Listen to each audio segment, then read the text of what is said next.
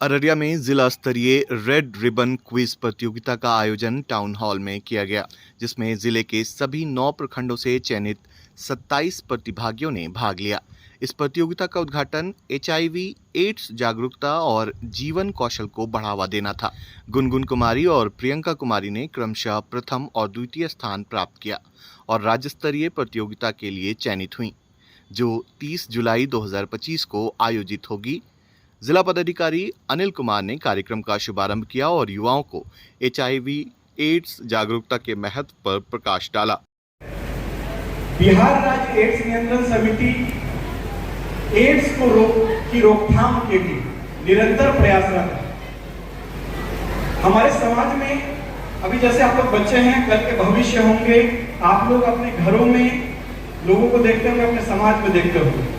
बहुत बार लोगों के अंदर भ्रांतियां होती हैं कि हम कुछ चीजों के बारे में बात करें, कुछ चीजों के बारे में बात न करें। लेकिन इस डाउट में, इस कंफ्यूजन में जो जानकारी होनी चाहिए लोगों को, वो भी नहीं हो पाती। अब एड्स के रोकथाम के लिए ये कैसे फैलता है, इसे कैसे रोकना है, और यदि किसी कारणवश किसी को एड्स होता है तो उसके साथ किस तरह का व्यवहार होना चाहिए, उसका क्या इलाज होना चाहिए, इन सभी चीजों के लिए बिहार राज्य एड्स नियंत्रण समिति निरंतर कार्यरत रहती है। तो आप सबको भी इसकी जानकारी जरूर होनी चाहिए ताकि आप दूसरों को बता सकें। आज इस रेड रिबन क्विज में बहुत सारे सवाल पूछे जाएंगे जो उससे भी संबंधित होंगे। बीसैक्स जो हम लोग कहते हैं, बिहार राज्य एड्स नियंत्रण समिति, उससे भी संबंधित होंगे और कुछ जनरल सवाल भी होंगे। आप लोगों को क्या समझने की आवश्यकता है कि ये क्विज अलग से क्यों कराया जा रहा है। ये क्विज अलग से इसलिए कराया जा रहा है ताकि इसके बारे आप लोग जानिए, इसके बारे आप लोग समझिए। अभी हम जितना बता रहे हैं, अभी हम पूछेंगे 2-4 लोगों से सवाल कि हमने जो बताया आपने क्या क्या सुना, ठीक है? इसलिए ध्यान से सुनिएगा।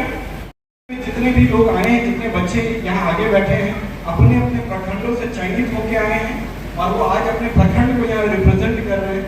मैं आप सबको शुभकामनाएं देता हूँ, बधाइयाँ पहले कि आप पूरे प्रखंड से चयनित होकर 3 लोग यहाँ आए हैं, और शुभकामनाएं कि आज आप अच्छा करें और इसमें जीतेंगे।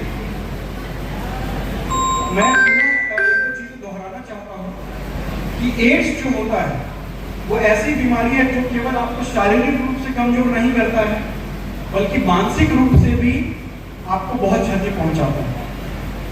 यदि किसी को एड्स होता है तो उसके दिमाग में ये होता है कि लोग मुझसे अब दूर रहेंगे, मुझसे कोई बात नहीं करेंगे, लोग मुझे अलग थलग कर देंगे, समाज में मेरा कोई हिस्सा नहीं रहेगा। लेकिन ये बिल्कुल ऐसा होना नहीं चाहिए। हम लोग जब बिहार राज्य एड्स नियंत्रण समिति में थे, हम लोग ऐसे ग्रुप के साथ जो इन सब में काम कर रहा है, या ऐसे लोग जो इससे पीड़ित हैं लेकिन दवाइयां खा रहे हैं और एक नॉर्मल जीवन व्यतीत कर रहे हैं, उन सबों के साथ हम लोग काम करते थे। किसी तरह का कोई भेदभाव नहीं, सब अपना अपना काम अच्छे से करता है।